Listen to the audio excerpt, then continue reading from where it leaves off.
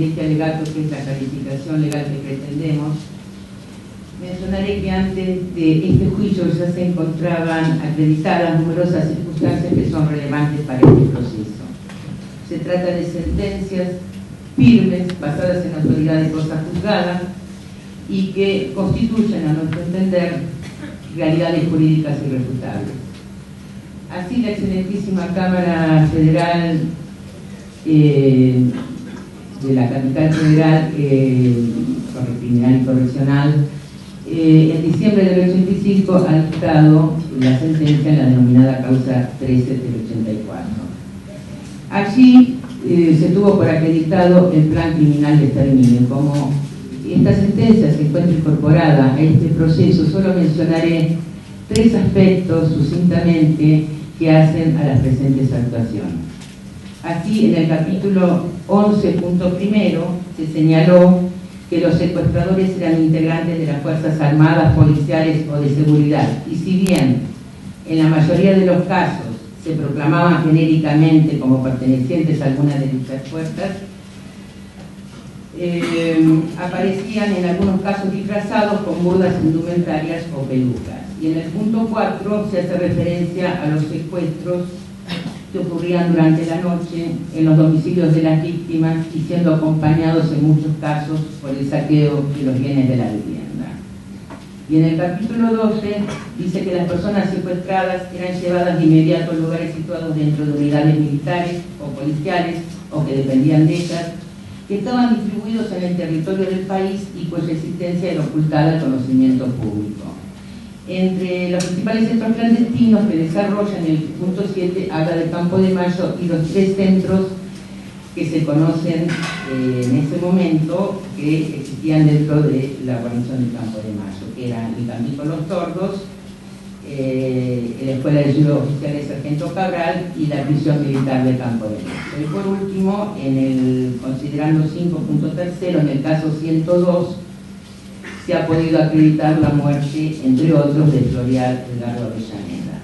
Y en el 103, Iri Pereira de Avellaneda, por el caso 103, fue condenado Videla por los tormentos y la privación ilegal de la libertad que sufriera y también por el robo de sus bienes en su domicilio.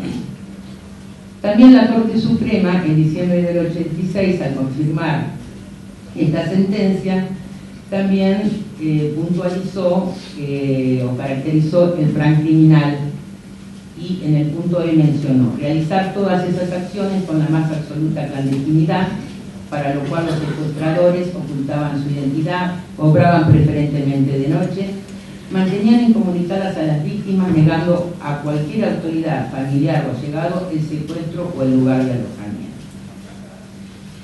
Ahora bien, desde la óptica de esta querella consideramos necesario la adopción de un punto de vista diferente del escogido en instancias judiciales anteriores, con relación a los tipos penales seleccionados para calificar las conductas investigadas. No se trata con ello de una modificación de los hechos atribuidos, sino de un cambio del encuadre típico de los mismos, con lo que se resguarda plenamente el derecho de defensa de los imputados. Todo ello en función de la materialidad de los hechos que fue desarrollada por las anteriores querellas y a las cuales esta querella adhiere en su totalidad. Bueno, antes de entrar a desarrollar los tipos penales que pretendemos se apliquen, venimos también a manifestar que esta querella propugna lo desarrollado y adoptado en esta sentencia de la causa 13, que es el concepto de autoría inmediata. Que, bueno, como todos sabemos, el concepto de autoría quedó un poco restringido ante las nuevas modalidades criminales que fueron apareciendo, y entonces la Roxina en el año 63 formula la teoría del dominio de la voluntad a través de aparatos organizados de poder, donde la característica entonces de esta autoría inmediata, el ejecutor es fungible y es tanto autor el hombre de atrás como el ejecutor. Entonces el hombre de atrás controla el resultado típico a través del aparato. El hombre de atrás entonces tiene el dominio propiamente dicho y por lo tanto es autor inmediato. Ahora bien, tanto el ejecutor como el autor mediato son responsables y desde el punto de vista subjetivo, actuaron dolosamente, se representaron el resultado y lo que hicieron.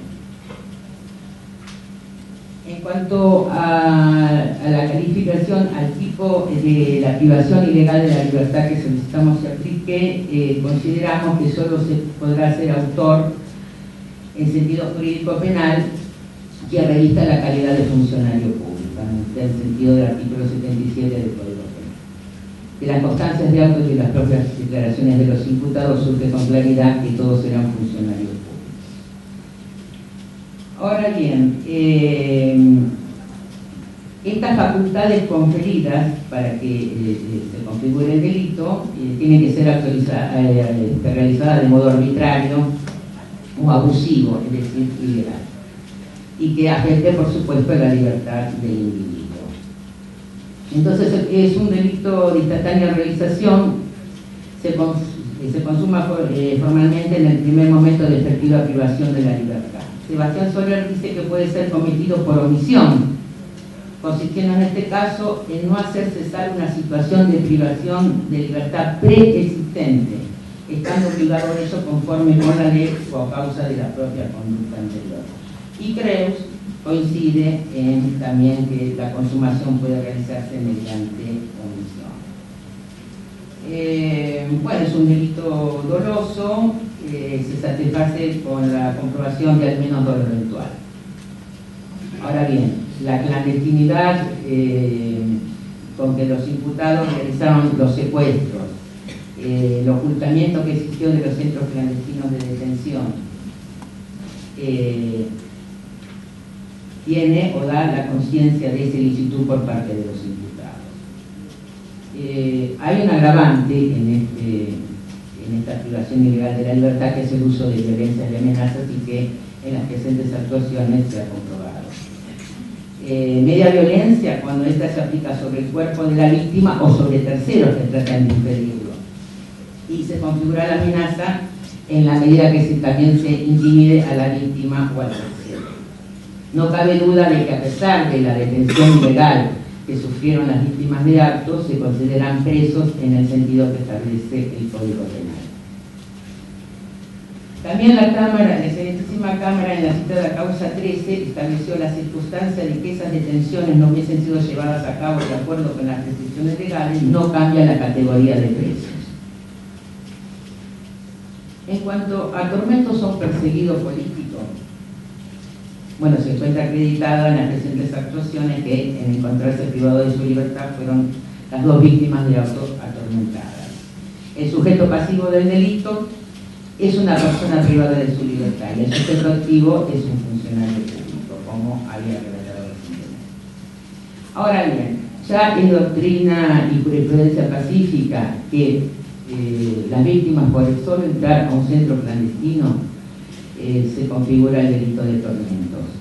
De todas formas, podríamos detallar someramente el caso de Autos, donde las declaraciones de Alicia Lega, María Cristina Arévalo, la cuñada Arsinoe, como vio a Iris en las condiciones que llegó de ese centro, la declaración misma de la víctima, podemos detallar que el simulacro de fusilamiento, la supresión de identidad cuando le ponen un código alfanumérico, la privación de comida, de higiene, los golpes y también las torturas mediante instrumentos eléctricos y otros configuran totalmente este delito. Y en cuanto a que es el agravante por ser un perseguido político, atento que en los interrogatorios ilegales se interrogaba justamente sobre la militancia política de ellos.